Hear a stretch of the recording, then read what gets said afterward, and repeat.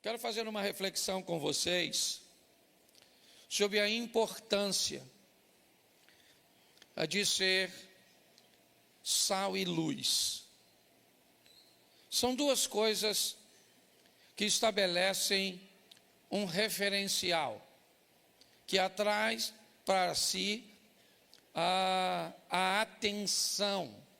Ok? A Bíblia diz que todo aquele que acende uma lâmpada não a esconde embaixo da cama. A proposta da lâmpada é ser colocado num ponto bem visível, até porque para que se aproveite o máximo possível da luz daquela lâmpada. O sal é a mesma coisa. Ele é aquele que cumpre seu papel sem a necessidade de chamar a atenção.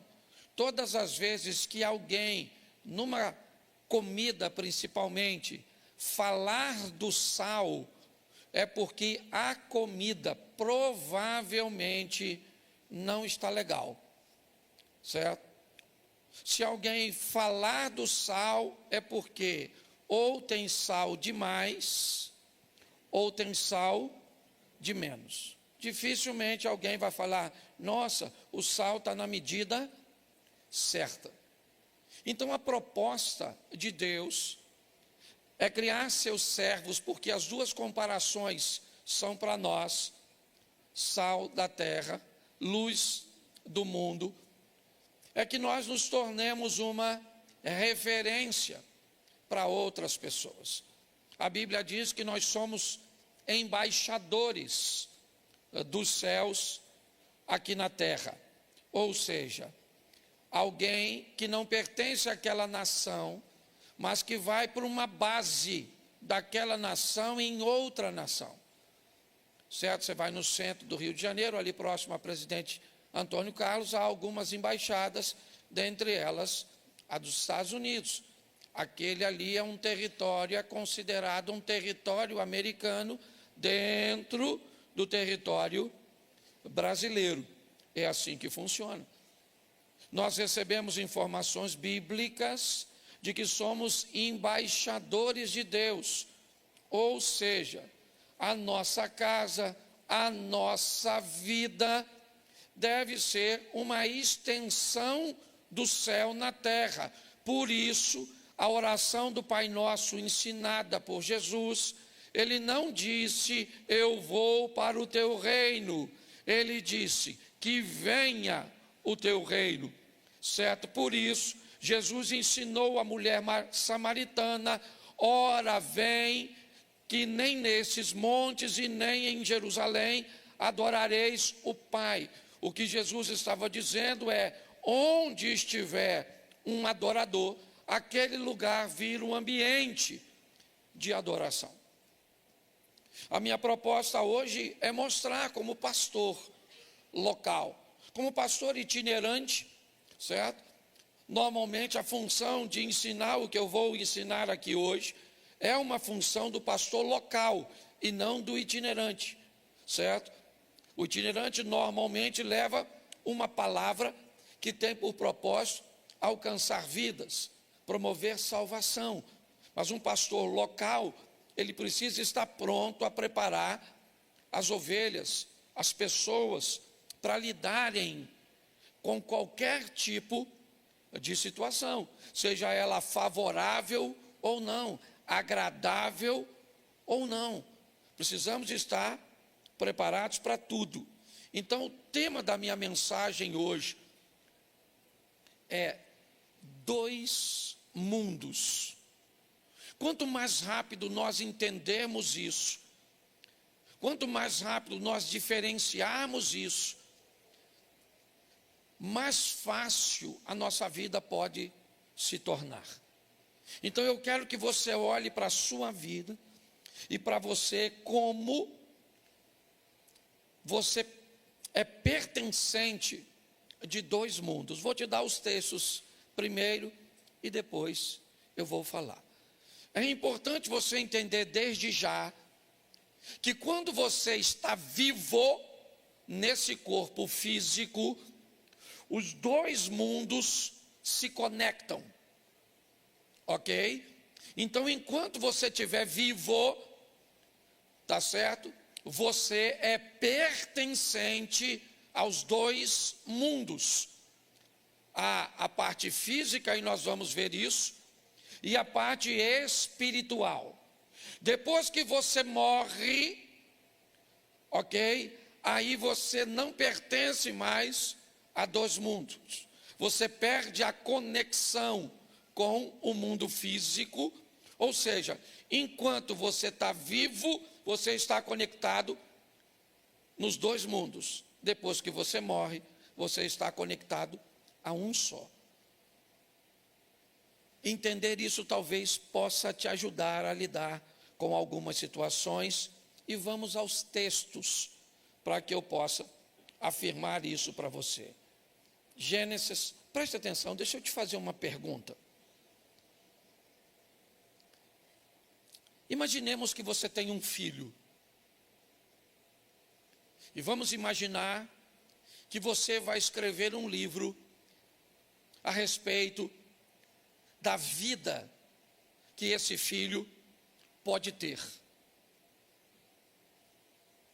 Esse livro, então, tem 66 capítulos.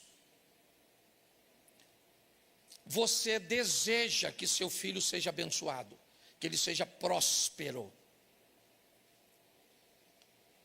Me diga, por favor, para não correr o risco de seu filho não conseguir ler o livro todo, talvez ele fique desanimado, talvez ele vá alegar que não entenda as escrituras que você escreveu. Se você quisesse garantir o sucesso desse seu filho, você colocaria essa informação em qual capítulo, ou em qual capítulo desse livro? Qual capítulo? Você colocaria no primeiro. Se pudesse, então, ser mais assertivo, em qual página do primeiro capítulo você colocaria essas informações que você considera importante para que seu filho tenha uma vida legal? Em qual página? Pois é isso que Deus fez. Percorrer o primeiro capítulo da Bíblia é tirar de lá, e eu já fiz isso aqui em outra ocasião, não vou fazer hoje. Tirar os ensinamentos que, se forem colocados na ordem correta e aplicá-los, não tem como sua vida ser um desastre, ser um caos. Não tem. É impossível. Tá certo? É só para você entender como Deus cuida de nós, o carinho e o cuidado. Tá certo? Algumas pessoas até não gostam da frase, o Senhor vai te abençoar. Tem gente que, se você disser isso para ele, ele já vai te rebater. Deus não vai me abençoar, ele já me abençoou. Isso é uma verdade. Tá certo? Talvez não precisaria ser dita com tanto radicalismo, mas preste atenção no que eu vou te mostrar hoje e julgue entre mim e a minha palavra, entre o que você quer viver e o que você vive. Se você não está disposto a mudanças para viver o que quer, pelo menos seja forte o suficiente para se adaptar ao que está vivendo. Tá certo? É uma decisão que você tem. Eu não consigo mudar. Então tá bom, pare de reclamar, se adapte a essa dor, a essa escassez, a essa dificuldade, a esses problemas e vive esse estilo de vida. É um desejo, vamos dizer assim, é uma escolha sua. Desejo não, é uma escolha. Mas vamos lá ao texto, porque eu tenho 5 textos para mostrar a você. Gênesis 1:1, está aí a aplicação dos dois mundos, abrindo a Bíblia Sagrada. No princípio criou Deus os céus e a terra. Aqui nós fomos e estamos expostos aos dois mundos, a eternidade nos céus, ok? A eternidade, que ela é mais subjetiva, ela é mais tímida na manifestação, tá certo? Por exemplo, quando eu subo aqui para falar, Quando eu faço alguma coisa, eu canto, eu toco, quando eu apareço na execução de alguma coisa e eu recebo do que eu fiz os resultados, certo? Eu sou admirado por aquilo que eu faço, porque eu sou visto. Deixa eu te dizer uma coisa, eu já recebi boa parte do pagamento pelo que eu fiz. A Bíblia diz que há um galardão do outro lado. E não se espante se hoje você vê alguém que prega, que canta, que faz aqui, e um dia, quando virarmos essa página para o outro mundo, você vê alguém que estava sentado aí, que nunca pegou nesse microfone, com um galardão maior do que o que subiu aqui. Pastor, mas como pode ser isso se essa pessoa não fez quase nada? Ela pode até aparentemente não ter feito quase nada, mas ela não recebeu reconhecimento nenhum. E quem não recebe nada aqui, pode ter certeza que vai receber lá, porque Deus é justo. Então eu já estou tentando te avisar, certo? Que às vezes é legal fazer sem aparecer. Tá bom? Para depois não dar confusão. Eu sei que no céu não vai gerar isso, não é isso que eu estou dizendo, tá? Mas eu só estou te explicando como funciona.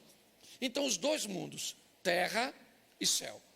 Ok? Os dois são importantíssimos, não podemos negligenciar nenhum nem outro. A Bíblia é bem clara, o céu vem primeiro e sempre vai ser assim, porque a Bíblia quer dizer que esse é o mundo mais importante, porque ele é eterno, tá certo? Mas isso não menospreza o segundo mundo, o mundo terreno, certo? O mundo material. Então, aqui nós somos expostos como filhos a entender. Existem dois mundos, um passageiro e transitório. Salmo 90, verso 10, ao homem está determinado viver, certo? E o prazo de vida é curto, ok? Você vai para Hebreus capítulo 9, verso 27, ao homem está determinado morrer apenas uma vez, vindo depois da morte o juízo. É assim que funciona. Então você está exposto a esses dois mundos, o material e o espiritual. Aí Marcos, no capítulo 8, no verso de número 36, vai dizer alguma coisa muito importante para nós adicionarmos a esse entendimento. Marcos, capítulo 8, verso 36, por favor. Depois nós vamos ao 6:33, tá bom? Vamos lá? Pois que aproveitaria ao homem ganhar todo o mundo e perder a sua alma. Aqui está falando dos dois mundos também. O que adianta alguém ter carro, casa, dinheiro, ter um bom casamento, criar bem seus filhos, ter saúde, ter imóveis, ter bens, ser um empresário? O que adianta essa pessoa ir muito bem no mundo material, no mundo terreno, e ter problemas com o mundo espiritual que é eterno? Novamente a Bíblia está me alertando. Isso não significa que eu não posso ter todas essas coisas. Eu já vou te mostrar. Mas o que a Bíblia está dizendo, respeitem a ordem dos mundos. Aprenda a lidar com isso.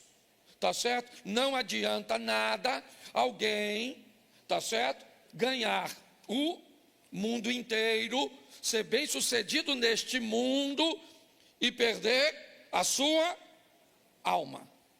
Pastor, mas então é melhor você ganhar a alma e perder o mundo?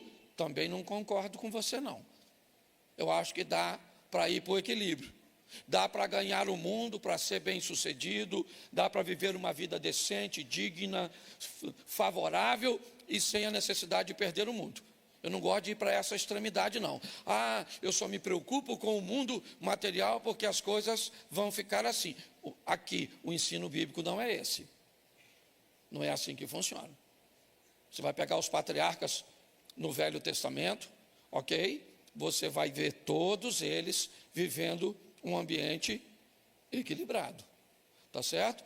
O que você pode talvez querer olhar é para os mártires do Novo Testamento, e aí você não vai encontrar gente que vive muito, mas para a época todos eles eram considerados, ou a grande maioria, bem-sucedidos. Na época de Pedro, ser dono de um barco e ter uma pequena cooperativa de pesca, já fazia esse cara alguém que estava muito à frente dos outros. Você vai ver a postura do apóstolo Paulo, você vai ver a própria profissão e a postura do Mateus, que era cobrador de impostos. Você vê que todos eles tinham uma estrutura legal, tá certo? Então é importante criar esse equilíbrio. Então a Bíblia diz que eu tenho que ter o cuidado, certo? Para não me preocupar demais com o primeiro mundo, ok? Que é esse mundo físico, material que estamos inseridos, e perder a alma. Mateus 6,33, eu acho que eu tinha falado Marcos, mas é Mateus 6,33, depois Lucas 12. Mateus 6,33. Só voltar um. Está no 34. Volta para mim para o 33. Isso. Buscai primeiro o reino e a sua, e todas essas coisas, presta atenção, não está escrito todas as coisas. Tem gente que quando lê esse texto, lê assim: buscai primeiro o reino de Deus e a sua justiça, e todas as coisas vos serão acrescentadas. Não é todas as coisas, é todas estas. E se você quiser saber o que são estas, é só ler os versículos anterior.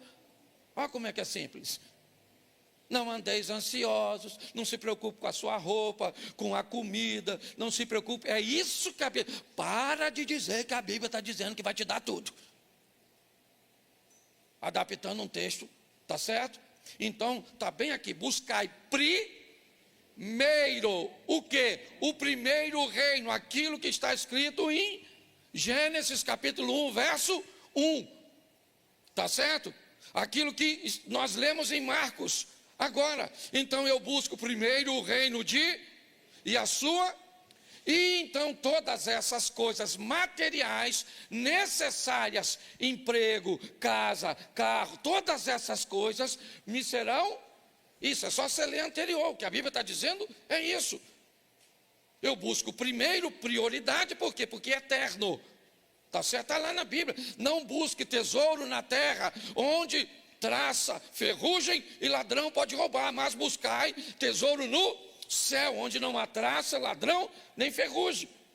A Bíblia está falando de dois mundos, esse aqui e o outro que virá depois. Lucas 12, 5. Esse culto é mais curtinho, então não dá para... Eu, porém, vou mostrar a quem vocês devem temer. Temam aquele que depois de matar, tem poder para lançar no inferno. Sim, digo que a esse vocês devem temer. Preste atenção. Olha o que o texto está dizendo. Dois mundos. Eu vou dizer a vocês a quem vocês devem temer de fato. Não temam aqueles que podem matar apenas o corpo, ok? Ou seja, acabar com a sua vida terrena. Tema aquele que pode, além de acabar com a sua vida terrena, depois disso, ainda lançar você no inferno. Ou seja, os dois mundos estão postos aí de novo. Apocalipse 21, 8. Olha o que está escrito. É aquela relaçãozinha. Apocalipse 21, 8. Vamos lá? Quanto, porém, aos covardes, aos incrédulos, aos abomináveis, aos assassinos, aos imorais, aos feiticeiros, aos idólatras e todos os mentirosos, a parte que lhes caberá, certo? No lago que está, certo? queimando como fogo e enxofre, a saber, a segunda, preste atenção, segunda morte, e não primeira morte. O que é primeiro? A conotação da palavra morte aqui, de uma forma muito simples, é só separação. Você morre quando a parte espiritual que está em você, fora o sistema elétrico, todas essas questões, tá certo? Mas aí falando da espiritualidade, quando a alma ou o espírito deixa o corpo, perdão, há a primeira morte. O espírito se separou do corpo. Essa é a primeira morte. Tá certo? O texto está dizendo que há uma segunda morte além da primeira. Pastor, o que seria a segunda morte? A segunda separação. A primeira separação é quando o espírito se separa do corpo. A segunda separação é quando a alma se separa de Deus. A alma que pecar, esta morrerá. É assim que funciona. E Jesus foi mais enfático nisso. E aqui eu termino os textos. João 11, 25. Ele está conversando com a irmã de Lázaro. Então, Jesus declarou: eu sou a ressurreição e a quem crer em mim, ainda que morra. É isso que Jesus está dizendo. Mas como? Não faz sentido, ainda que morra, viverá. Como é que pode? Ou ele está morto ou viverá. É porque aqui está falando de dois mundos. O indivíduo aqui, ele está morto para o primeiro mundo, mas está vivo para o segundo, certo? O indivíduo aqui tem o espírito que se separou do corpo, então ele morreu a primeira morte, mas ele não tem a alma separada de Deus, então ele é alguém que vai viver a vida eterna. Deu para entender um pouquinho essa questão dos dois mundos? Porque agora eu preciso te dar algumas informações que não são bíblicas e que vale a pena você refletir. A primeira delas, aprender a administrar sua vida deverá ser sua maior prioridade. A primeira coisa que você deve aprender é administrar sua vida. Que vida é essa? É a vida que me coloca em dois mundos. Então eu tenho que aprender a administrar minha vida dentro desses dois mundos. E para isso vem o número 2. Eu preciso entender de fato que ela é dividida em duas estruturas: física, material, humana, biológica. Você está entendendo? Coisas dessa terra. Mas também entender que ela é espiritual. E para isso, na nossa mente precisa ser implantado a visão de que isso é uma verdade, e mais do que isso, eu tenho que buscar entender, separar e, o mais importante, administrar. Eu tenho que entender, são dois mundos, eu pertenço a ele. Eu tenho que separar o que é espiritual do que é material. E eu tenho que aprender a administrar. Porque eu posso ouvir vozes na minha cabeça, na minha mente, que não vêm do mundo espiritual, e sim do mundo físico, que também é emocional. Se eu não tiver condições, se eu quiser pegar coisas materiais e inseri-las num campo da espiritualidade, eu posso ter sérios problemas. Deixa eu te explicar uma coisa. Isso parece duro, parece alguém de... Mas eu preciso nortear. Porque é isso que eu estava falando com Deus quando eu estava preparando essa palavra. Vocês caminham comigo.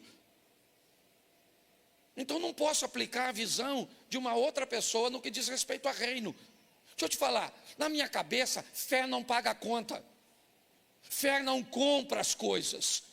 Você está entendendo? Comprar as coisas por fé, para mim é irresponsabilidade, a não ser se Deus orientou você. Não pode.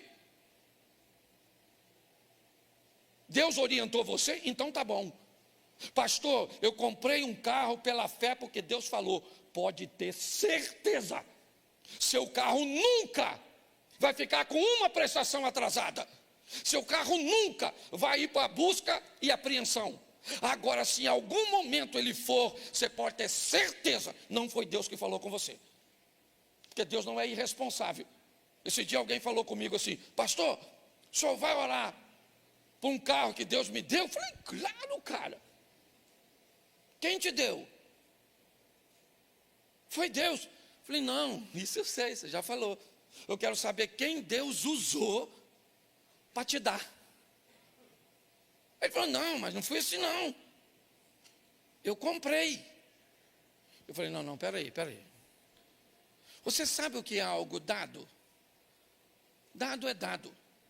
Eu tenho um carro ali fora que está coberto, um vermelho, que eu estava reclamando no bom sentido.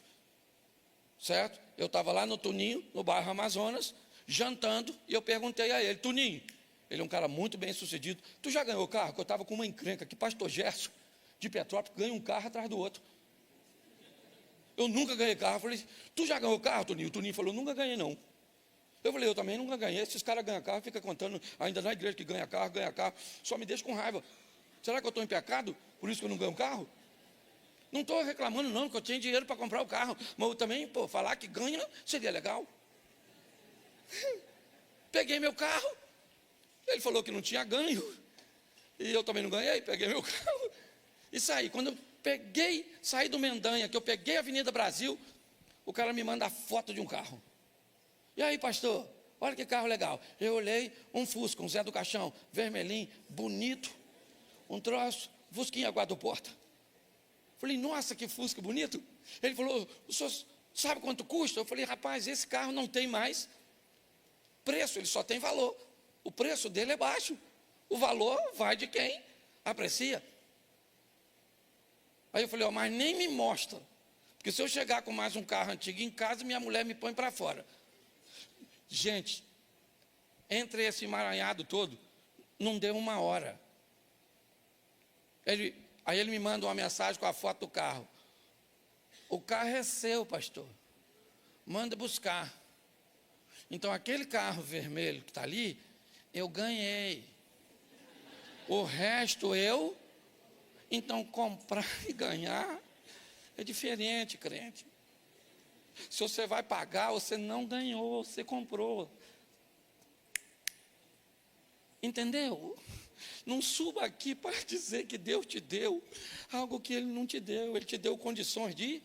Até quem vai orar precisa saber o que aconteceu. Senhor, muito obrigado por Senhor ter dado isso ao teu filho. Não, pastor, eu comprei, agora estou bem empregado, está sobrando um dinheirinho, tem um negocinho para receber, e está tudo certinho, a prestação está dentro do meu orçamento, então o senhor ora para eu não ficar desempregado nesse período, para pagar tudo certinho. Aí, ok?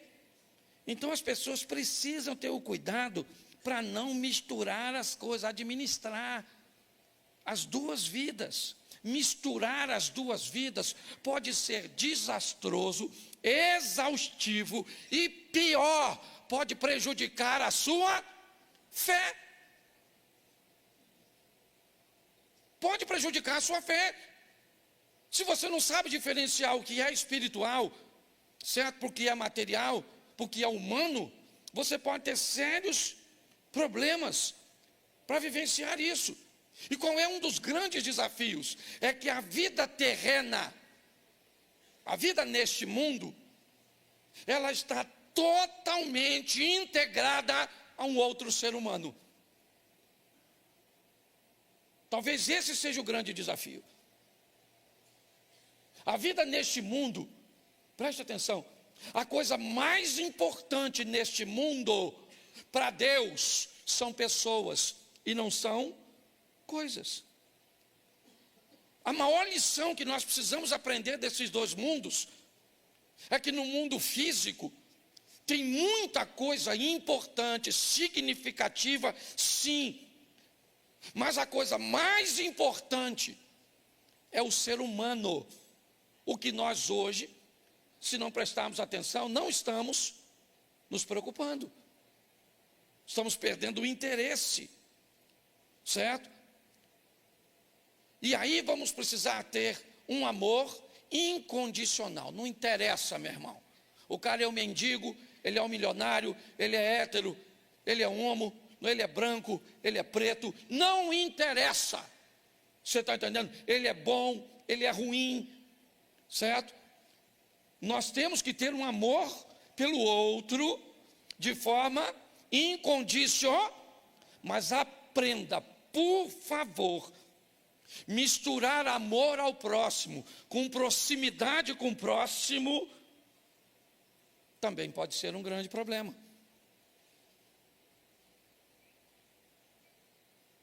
Eu gosto e falo isso nas minhas palestras. Repita comigo assim: quem começa achando que todos são bons, termina achando que todos são maus.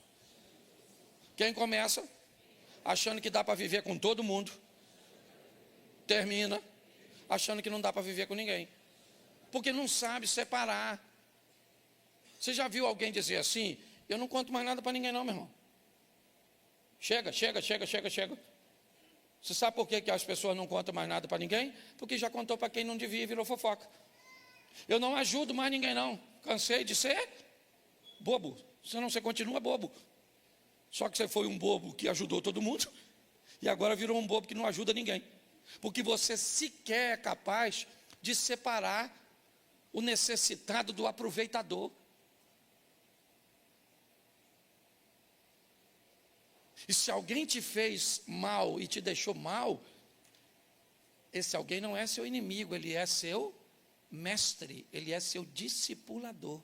Ele foi tão bom em te fazer maldade, mas tão bom que ele te ensinou, além de fazer maldade para você, ele fez você ficar mal também. Então hoje as pessoas vêm falar comigo, eu vejo a confusão que essas pessoas estão. Ela não sabe o que é material, não sabe o que é espiritual, ela não sabe que no material pode ter questões neurais, né? Pode ter questões biológicas, pode ter questões emocionais, elas estão todas atrapalhadas. Então ela está procurando relacionamento com outra pessoa, certo? Nessa confusão mental, e aí enfia o mundo espiritual, dizendo que o mundo espiritual tem que trazer uma pessoa para a vida dela, e aí a vida vira uma loucura. Então eu vou te dar algumas, uma coisinha importante também, se você quer entender sobre esse mundo que você está inserido. Ele não trabalha com compensação. Não acredite nisso. Ok? Eu dou umas cestas básicas aqui, mas eu tenho um relacionamento extraconjugal aqui. Eu faço bem aqui e faço mal ali. A Bíblia diz que de uma mesma fonte não jorra dois tipos de água. De uma mesma árvore não se dá dois tipos de fruto. É assim que funciona. Então, por favor, tá certo? Cuidado com essa visão. Eu tenho visto, até que no nosso meio eu não vejo muito. Fora, certo? É muito comum ver isso no meio dos abastados, sabe? Das pessoas de recursos, que aí manda oferta para não sei aonde, manda dinheiro para não sei o quê, é o Vale do Jequitinhonha, é aquilo ali, e faz umas casas para não sei o quê, e manda, e você vai falar com ele, ele vem conversar com você, como se ele tivesse pagando, ok, pelos seus delitos. Muito cuidado, porque nenhum dos dois mundos funciona desse jeito, não. Nenhum. Nem o físico funciona assim. A maioria dos físicos, quando você faz muito por alguém, tá certo? Ele também não é capaz de reconhecer. Então, pastor, como é que eu faço para lidar com os dois mundos? Eu te mostro aqui. Quer ir bem no mundo espiritual? Conheça a Bíblia. E conheça a verdadeira Bíblia. Pastor, tem Bíblia falsa? Não, não tem Bíblia falsa. Tem interpretações que fogem da verdade. Mas pastor, como é que eu me afastaria disso?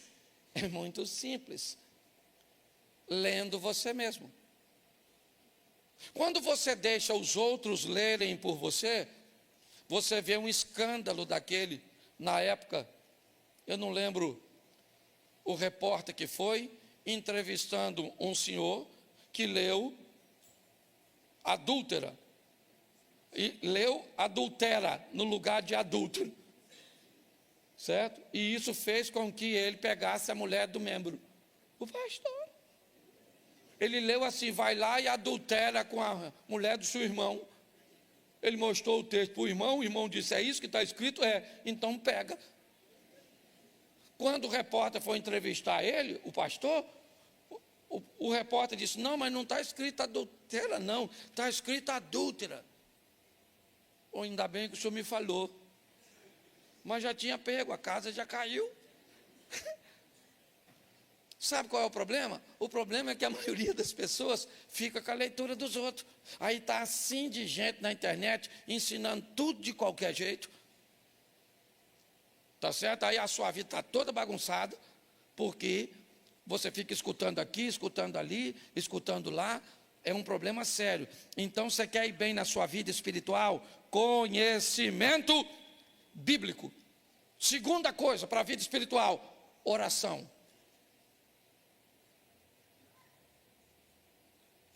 Eu tenho muito cuidado quando falo sobre isso, porque tem duas coisas que me movem. Cláudio Duarte, talvez não seja o seu modelo, estou dando a vocês porque eu sou pastor da igreja. Então, como pastor, de certa forma, eu tenho um modelo a oferecer.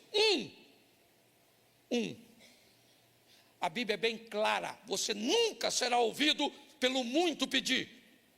Está na Bíblia. Mas pastor, a Bíblia diz, orai sem cessar. Sim, mas a pauta da sua oração, que deve ser incessante, não deve ter a ver com você. O problema não é o tempo que você ora. São duas coisas que você tem que ver. A pauta. Se a coisa mais importante neste mundo físico é o bem-estar das pessoas, a Bíblia diz, devo orar pela paz de Israel, devo orar pelos necessitados, devo orar pelos doentes, eu preciso canalizar minha oração em prol das outras pessoas. E quando a Bíblia diz orai sem cessar, a maioria das pessoas entendem que a oração é para si mesmo. E quando você precisa orar muito por você, é porque você normalmente negligencia a administração de mundo físico. Isso é uma realidade. Então não é o quanto você ora, é a pauta. Ah, eu converso muito com minha esposa. Tá bom, eu quero saber qual é a pauta. Isso é que vai dizer sobre a intimidade de vocês. Não é o quanto vocês conversam sobre os filhos, sobre a igreja, mas quando é que a conversa tem a ver com vocês? O amor de vocês, a comunhão de vocês, a união de vocês. Quando a pauta, certo? Porque a pauta é o assunto que é importante. Então eu preciso da verdade e eu preciso da oração. Porque a oração também me ajuda a entender aquilo que eu li. Terceiro, obediência ao que eu li. Olha, depois de Deus, a pessoa que mais entende de Bíblia se chama Satanás, o diabo. Ele é o maior entendedor de Bíblia mas ele é obediente? Sim ou não? Então qual é a diferença entre Satanás e um cristão? É que Satanás conhece a Bíblia, mas não obedece. E o cristão conhece a Bíblia e obedece. Então o mundo espiritual eu preciso conhecer e obedecer. Isso. Quer melhorar o mundo espiritual, o relacionamento nessa área e nesse ambiente? Jejue. Jejum. Jejum estabelece de uma forma simples duas coisas: poder e proximidade. É isso. No jejum você se aproxima de Deus e adquire do jejum poder para enfrentar coisas que sem ele você teria muito mais dificuldade. Tudo isso é mundo espiritual e bons relacionamentos. Salmo 1. As coisas sempre começam ali no início. Primeiro, bem-aventurado o varão que não anda segundo o conselho dos ímpios, não se detém no caminho dos pecadores, não se assenta à roda dos escarnecedores, antes tem seu prazer na lei do Senhor e na sua lei ele medita de dia e de noite, e será como uma árvore plantada junto ao ribeiro das águas, cuja as folhas não caem, e os frutos, está tudo escrito lá no Salmo.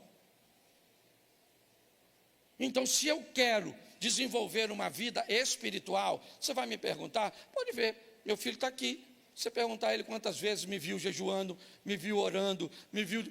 Pouquíssimas vezes. Pouquíssimas vezes. Certo?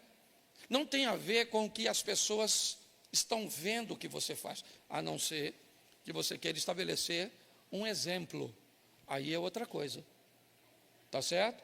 Mas é importante nós entendermos isso. Então eu quero desenvolver o mundo espiritual, o que é que eu faço? Eu leio a Bíblia, eu oro, eu obedeço a Deus, eu jejuo e eu estabeleço bons relacionamentos. Bom, então vamos agora sair do mundo espiritual e vamos para o mundo físico. O que é que eu tenho que fazer para entender e viver bem no mundo físico? Primeiro, de tudo que se deve guardar, guarda em primeiro lugar o seu coração, porque é dele que procede as saídas da vida, é o que diz a Bíblia. Guardar sua mente, guardar seus pensamentos, observar o que você está assistindo, o que você está conversando, o que está entrando. A mente, sabe o que ela é? Ela é como se fosse um almoxarifado. Pensa, você vai numa empresa e vê o almoxarifado. Se você observar o almoxarifado da sua loja, todo mundo vai saber o que sua loja vende. Porque o que sai na loja é exatamente o que entra no almoxarifado. Então, não é difícil saber o que você está vivendo. É só olhar o que você está fazendo, é só olhar as suas escolhas. Quando você olha para alguém e vê o que ele está fazendo, como ele está se posicionando, não tem como entrar nele coisas boas e sair coisas ruins. Isso é uma coisa muito simples. Por isso que eu estou dizendo, não tem que espiritualizar. Isso aqui não. Guarda o seu coração, porque está nele, ou é dele que procede as saídas da vida. Segundo, aprenda, está na Bíblia, o dinheiro por tudo responde. Aprenda a administrar dinheiro, aprenda a lidar com ele, ou você vai ter problemas para o resto da sua vida, uma vida apertada, uma vida regrada, uma vida desafiadora, porque a Bíblia diz, o dinheiro por tudo responde. Aí o que você quer fazer? Negligencia a administração, dinheiro, e vamos para a oração, para pedir a Deus para abrir porta. Então está desconectado esse negócio. Eu não estou dizendo que você não deve orar por isso. Ok? Eu estou dizendo é que precisa haver uma conexão.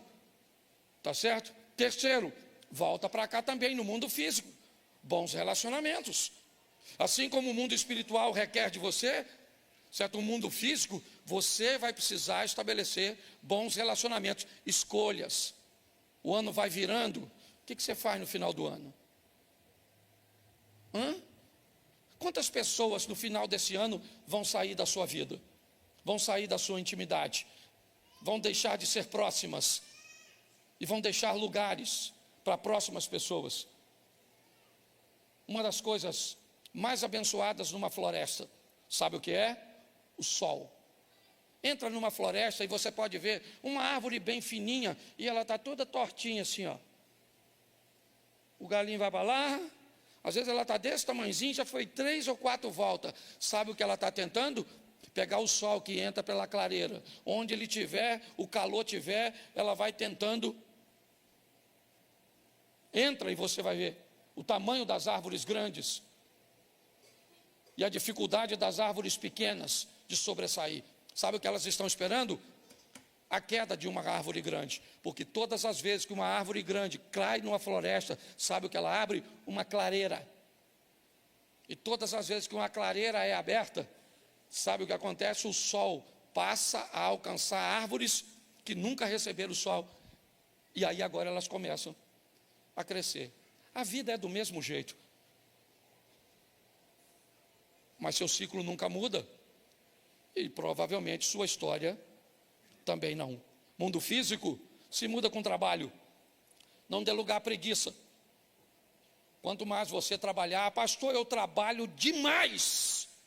Tá bom. Tem bons relacionamentos? Não. Administra bem dinheiro? Não. Guarda o coração para ter saídas para a vida? Não. Então, provavelmente, você deve estar bastante cansado e com resultados bem ruins. Isso deve estar te cansando, está exaustivo. Lembra quando eu disse lá em cima? Ok? Isso vai te dar exaustão, cansaço e pode até prejudicar a sua fé. E no mundo físico, acredite na biologia. Acredite no sistema neural. Acredite. Pare de achar que tudo é do mundo espiritual. Cuide. Hoje a viagem que eu fiz até chegar no aeroporto, foi com um cientista, ele estava indo para Copenhague, que é Dinamarca, é isso? É isso? Ele estava indo para Copenhague, ok? Por uma conferência onde ele ia palestrar, e nós viemos 2 horas conversando. E eu vi a importância de entendermos isso, o que somos nesse corpo aqui. Quanto mais rápido nós entendermos isso, irmãos, mais fácil vai ficar.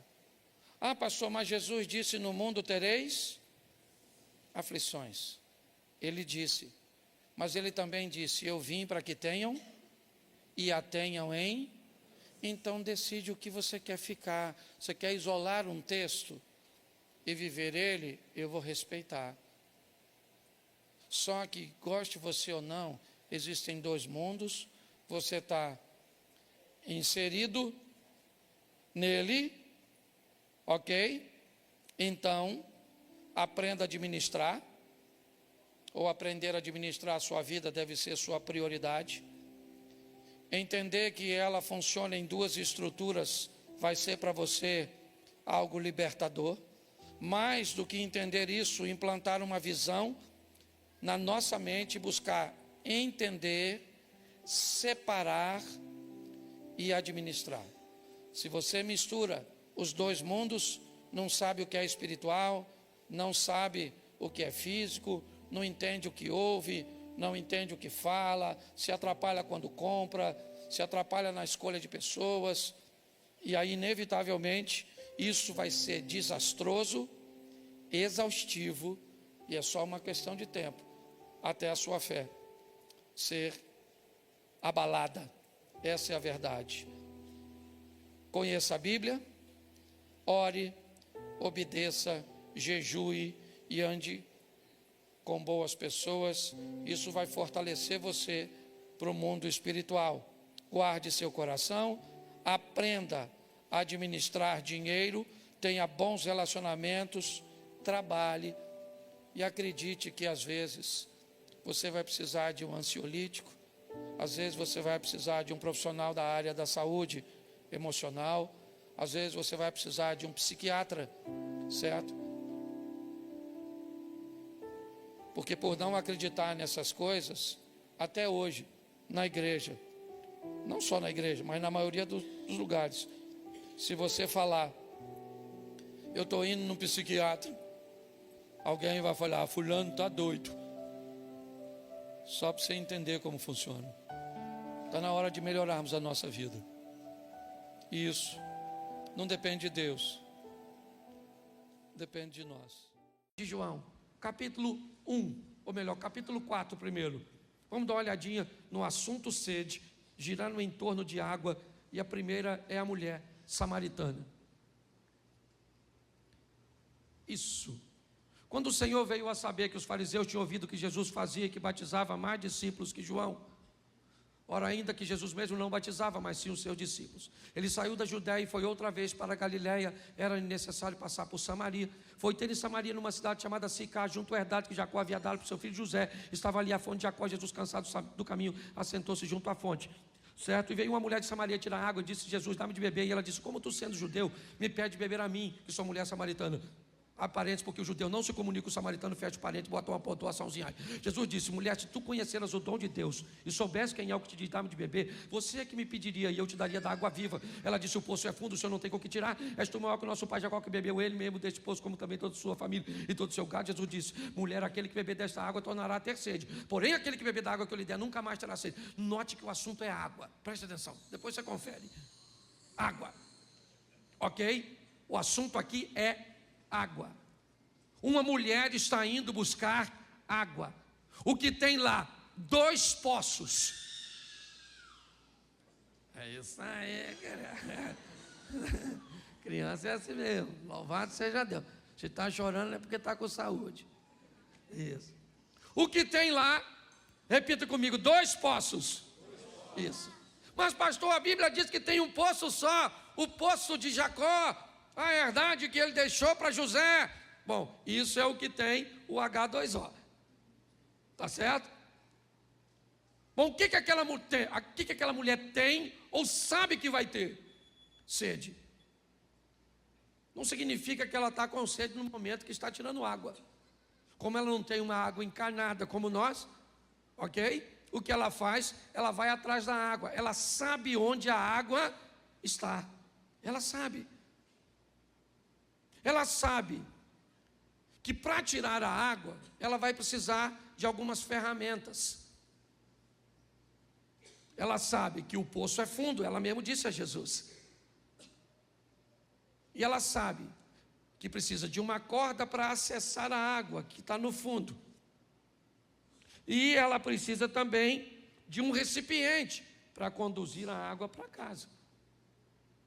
Então note que ela está totalmente equipada para aquilo que deseja. Ela sabe onde a água está, onde é o poço. Ela sabe que o poço é fundo, então ela leva a corda. E ela sabe que precisa de um recipiente para levar a água para casa. O que ela não sabe é que, além de uma vida física nutrida pelo H2O, pela aguinha, ela também precisa de uma outra água. Uma água que não tem naquele tipo de poço. Então, quando nós olhamos para esse texto, nós vemos um poço do lado de outro poço. E vem uma mulher totalmente preparada para tirar daquele lugar um tipo de água. Mas o outro tipo, ela nem sabe que existe. Quando Jesus começa a se apresentar para esta mulher, a primeira coisa que ele diz: me dá um pouco de água. Me dá um pouco de água. Me parece que, querendo botar a mulher num posicionamento de vantagem, ele inicia uma abordagem a uma mulher que tem sérios problemas com homens. Sérios. Ela não era mais uma garotinha, já passou por 5 relacionamentos frustrados, está dividindo um cesto de um homem que não é dela, ou seja, está vivendo um adultério. Até o presente momento, ela sempre encontrou homens que queriam tirar proveito de seu corpo. Mas preste atenção, na Bíblia, deixa eu fazer uma analogia aqui. O 7 é considerado um número perfeito, sim ou não? Sim ou não? Ela já teve quantos homens? Então está na hora de encontrar o 7º. Jesus, o 7º homem, ele não quer seu corpo, ele não quer prazer com ela. Muito pelo contrário, ele quer oferecer a ela o prazer. Quando ela chega para buscar, ele aborda ela e ela, confusa, diz: como o senhor tem coragem de falar comigo, se o senhor está vendo que eu sou uma mulher e esse não é o nosso protocolo? O senhor está vendo que eu sou uma samaritana e há uma divergência entre nossos povos? O senhor está quebrando muita coisa por causa de uma sede, aliás, que ele nem tinha, porque o texto não diz que ele pediu água para ela porque tinha sede, ele quis apenas abordar. Mas quando ela olha para isso, ela diz: como o senhor ousa falar comigo? Ele diz: se você conheceras o dom de Deus e você soubesse quem eu sou, você é que me pediria água. Ela disse: aí o senhor não está entendendo.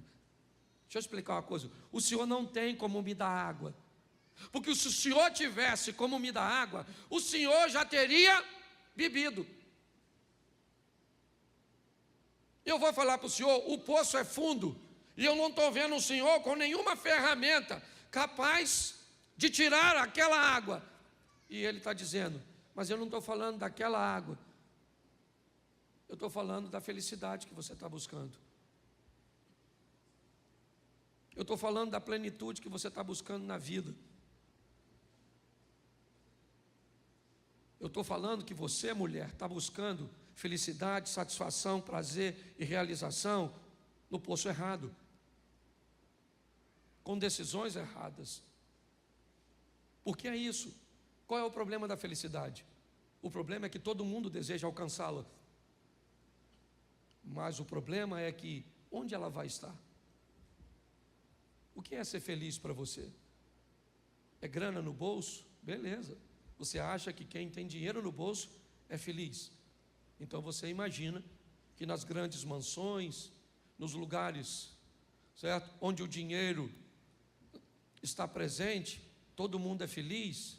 É isso? Bom, eu vou ser feliz se eu tiver filhos. Então todo mundo que tem filhos é feliz? Eu vou ser feliz se eu casar. Então todo mundo que casa é feliz? Eu vou ser feliz se comprar uma casa própria. Então quer dizer que uma pessoa que não tem muito dinheiro, que não tem filhos, que é solteira e que mora de aluguel, ela é sentenciada à infelicidade? Não. Jesus está mostrando para ela o seguinte: a senhora tem sede. E quando é sede do seu corpo, a senhora sabe onde buscar e tem ferramentas para levar. Mas quando é sede de alma, eu vou falar para a senhora: eu sou, certo, uma fonte de água viva, que vou entrar na senhora e a senhora nunca mais vai ter sede. Nunca mais a senhora vai precisar de nada para te fazer feliz, porque feliz eu vou te fazer feliz. Você está entendendo? Hoje as pessoas estão buscando por isso. Eu quero ser feliz se eu tiver isso, eu não vou ser feliz, eu não vou. Então tá bom. E se você não alcançar o que quer? Você mesmo determinou a sua infelicidade. Se eu não tiver filho, eu não sou feliz. Então tá bom, cara. É isso, sua felicidade está condicionada a essa situação. E se você não alcançar? Porque às vezes o que você almeja tanto para você não é o que Deus tem para você. E aí? Engole essa. Mas sabe o que me encanta? É que ela não entende, mas entra no negócio. Ela falou: o poço é fundo, o senhor não tem com que tirar. O senhor é maior que o nosso pai Jacó, que bebeu ele mesmo deste poço, toda a sua família e todo o seu gado. Jesus falou assim: ô mulher, vou falar uma coisa para tu. Escute só. Quem beber dessa água, volta aqui para buscar amanhã. Agora, quem beber de mim não precisa de ir mais a lugar nenhum, porque eu sou suficiente para fazer qualquer pessoa ficar saciada. Ela pensou que ele estava falando da água. Ela falou assim: aí Jesus, então me dá dessa água aí, para eu não vir mais buscar essa. Ele deve ter falado: difícil.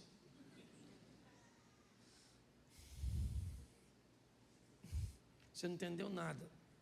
Então vamos mudar de assunto? Não queria mexer nisso, mas vou. Vai chamar seu marido. Aí ela falou: marido?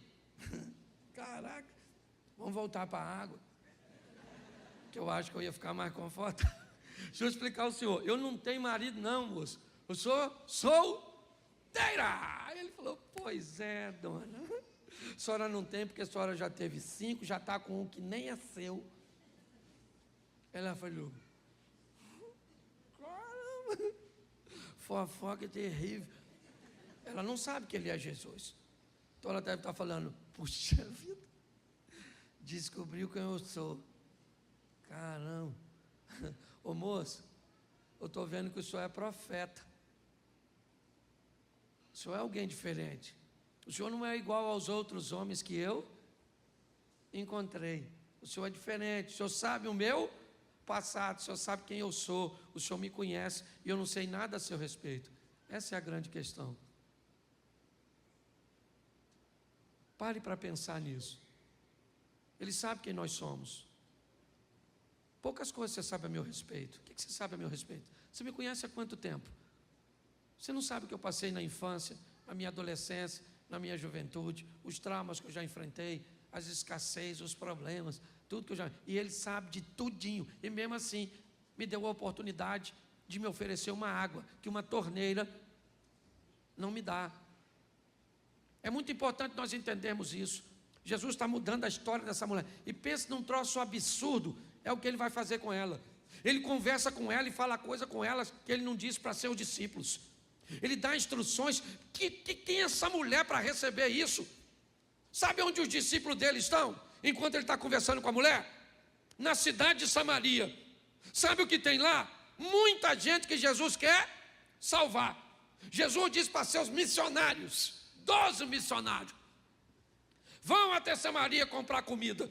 E eles vão para comprar comida. A mulher veio para pegar água. Olha só. Quando Jesus termina de conversar com ela, ela deixa o cântaro. Depois você dá deixa eu ver se eu consigo te mostrar aqui. Põe o 4:28, por favor, para adiantar. Eu estou adiantando porque no segundo eu consigo pregar o texto inteiro. Agora eu tenho que abreviar. Isso. Deixou, pois a mulher o seu, era com cântaro que ela ia fazer o quê? Ela foi apanhar água. Levou a água. Levou ou não? Levou. Só não levou o H2O. Entendeu? É isso que eu quero que você entenda. Ela levou, só não levou a água do poço. Ok? Foi para a cidade, correu e disse àqueles homens. Olha o que ela disse para os homens. Gente, encontrei o Messias. Samaritano esperava Messias também, sim ou não? Sim. Agora, um Messias que conversa com a dona, com essa reputação, aí também não, né, gente? O Messias tem que bater um papo com você. Uma pessoa santa, imaculada. Ir lá na sua casa, te abordar, falar comigo que sou o pastor Cláudio. Vai lá para pegar uma dona dessa reputação. Ela falou assim, encontrei o Messias. Falou comigo. Os caras devem ter falado, vê se o Messias vai aparecer para a senhora. Essa carga tributária da senhora para pagar. A senhora não tem vergonha não? O Messias já nunca vai dar confiança para a senhora. Esse é que é o problema, gente. O diabo usa isso contra nós, porque muitas vezes ele pega a nossa reputação, que nós não somos fruxigeiros, sim ou não? E isso. E aí diz, você não merece, você no Jesus, entrar em você, entra nada, eu não estou querendo entrar. O Satanás fala, imagine Jesus, de tão sujo, só que ele sabe quem nós somos. E a mulher está falando, encontrei o Messias. O cara falou assim, e ele falou o quê? Falou tudo que eu fiz. Aí eu acho que ele falou, então quero ir lá dar uma olhada. Pelo menos alguém teve coragem de falar com a senhora. A senhora deixar essa vida sem vergonha da senhora. Não pode vir um homem, esse furor uterino que a senhora tem. Foi lá. Foi lá, Jesus está quietinho. Certo? Só que quando ela volta, quem é que já está lá? Os discípulos com a comidinha. Sim ou não? Eles foram comprar comida onde? Em Samaria. E ela também foi em Samaria. Foi ou não foi? Eles trouxeram quantas pessoas para receber Jesus como Senhor e Salvador? Os discípulos? Ninguém. E a mulher? Vem assim, ó, evangelista. Jesus pega um cara cheio de demônio e transforma em evangelista. Não tem problema, não sei quem você foi. Ele não está olhando para quem você foi, ele está olhando para quem você pode se tornar nele. As pessoas olham para o nosso pai, Jesus olha para o nosso futuro, gente. Vem a dona, eu imagino Jesus olhando para o discípulo.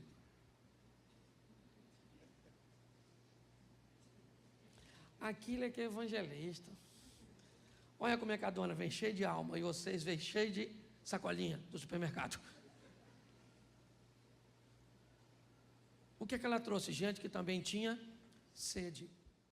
O Evangelho de João, no capítulo 7, no verso de número 46, alguns homens foram prender Jesus e eles estão voltando desta missão.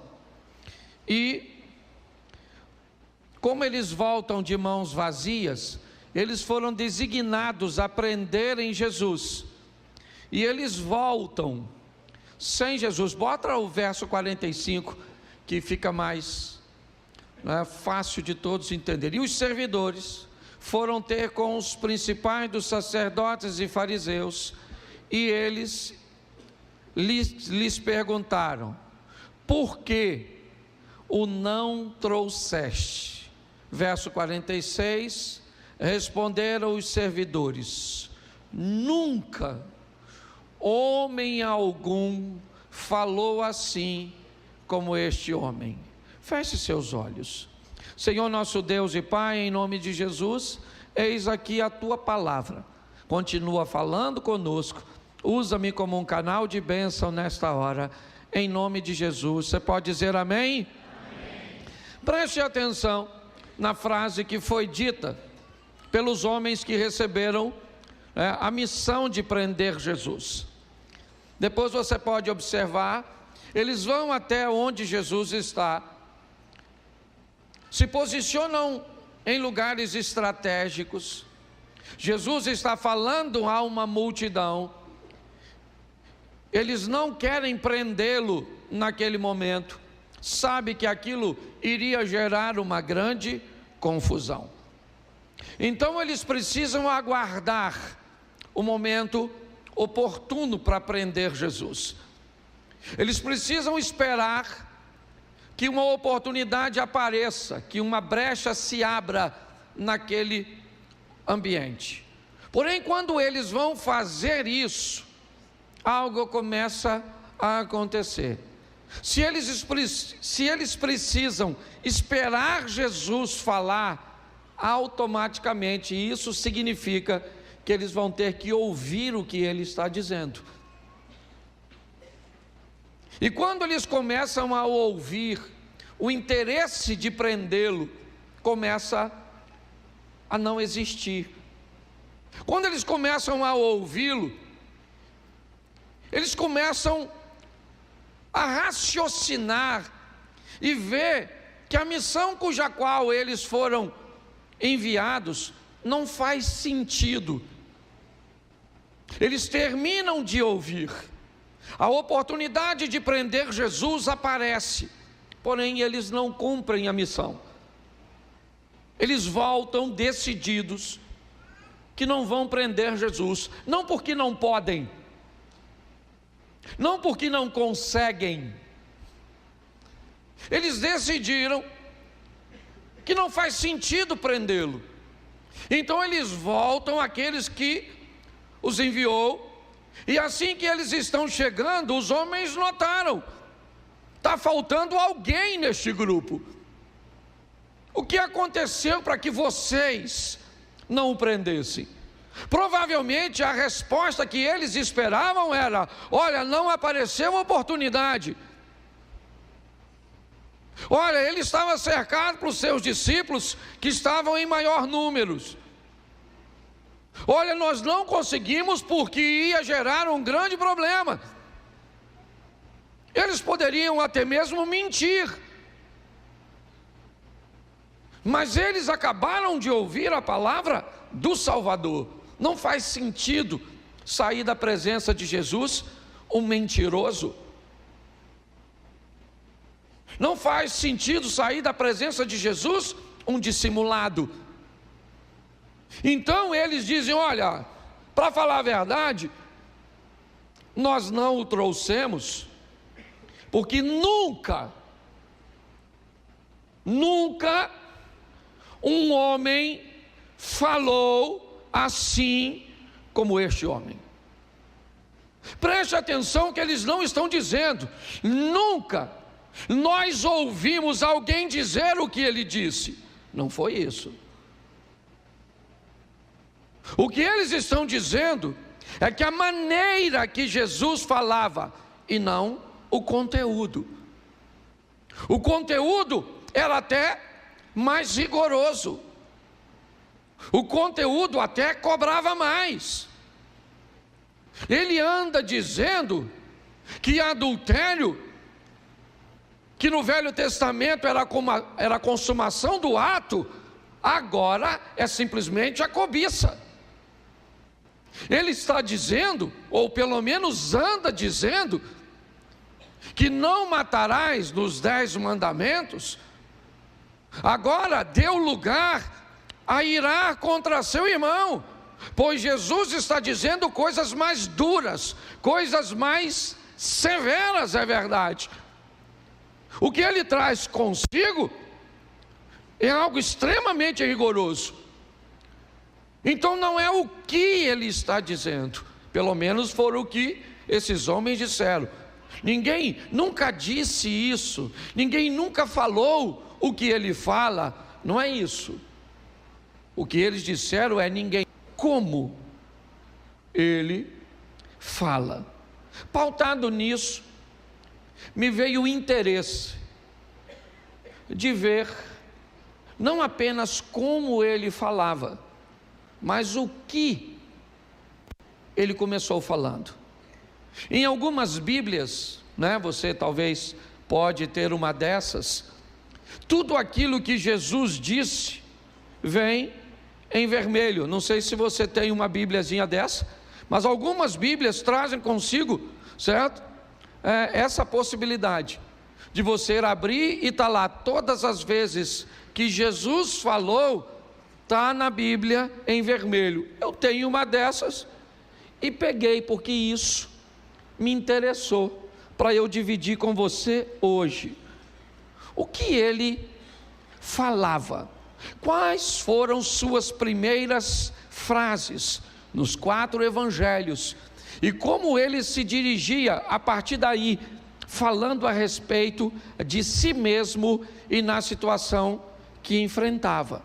É muito comum nós usarmos os textos que Jesus está falando, quando ele está repreendendo o demônio, quando ele está liberando perdão, quando ele está curando e libertando pessoas. Mas eu não quero usar nenhum desses textos hoje. Eu quero te mostrar as frases que ele disse e o que ele estava tentando dizer quando proferiu essas frases. Eu acho que vale a pena nós voltarmos para casa hoje com esse conteúdo. Eu separei aqui Mateus, Marcos, Lucas e João, tudo o que ele disse, certo? Pela primeira vez nesses evangelhos, mas eu não vou usar essa ordem. Eu vou usar o que ele disse quando tinha 12 anos de idade. De tudo que foi escrito, de toda a fala de Jesus na Bíblia, a primeira que aparece, ele tem 12 anos de idade. Ou seja, a primeira vez que a Bíblia relatou algo que Jesus está dizendo, certo? Ele tinha 12 anos de idade, e o texto está em Lucas, capítulo 2, verso 49. Dá uma olhadinha no que ele fala pela primeira vez a nível de registro bíblico. E ele lhes disse: por que é que me procuráveis? Não sabeis que me convém tratar dos negócios de meu? Bota os 50. E ele não compreenderam as palavras que lhe dizia. Verso 51. E desceu com eles, foi para Nazaré e era-lhes sujeito. Preste atenção em mim aqui. Jesus havia ido para a festa da Páscoa. A festa encerrou. Ele está agora com toda, ou como a maioria das pessoas, retornando para as suas cidades. Seus pais vão voltar para Nazaré. Mas, depois de um dia de caminhada, José encontrando com Maria, assim que saiu de Jerusalém, eles descobrem algo: Jesus não está com eles. Jesus não está entre os meninos, Jesus não está entre os homens, Jesus não está entre as mulheres. Eles não conseguem achar Jesus naquele ambiente. Eles sabem que saíram de Jerusalém esperando que Jesus fosse com eles. Essa história daria para aplicar de diversas formas. Muitas vezes o culto termina e nós vamos embora e Jesus fica na igreja. Às vezes pensamos que Ele vai conosco, mas não temos o cuidado de observar se o estamos levando. E basta sair da igreja no carro, uma confusão já começa. No lugar que paramos para comer, já vamos estar envolto num ambiente cujo qual Ele não frequentaria. Vamos chegar em casa e vamos descobrir que Jesus não foi conosco para casa. Mas não é isso que eu quero me atentar hoje. Eu quero mostrar a vocês o que Jesus ficou fazendo, e é isso que Ele vai falar. Depois de 3 dias procurando, eles acham Jesus no templo, conversando com os doutores. Então Maria o aborda, falando da preocupação. Depois você lê. E Jesus diz para ela o seguinte: por que vocês estão estranhando o quê? Qual é o motivo de vocês estranharem? Eu estou aqui obedecendo à vontade, ou fazendo a vontade, ou tratando dos negócios de meu Pai.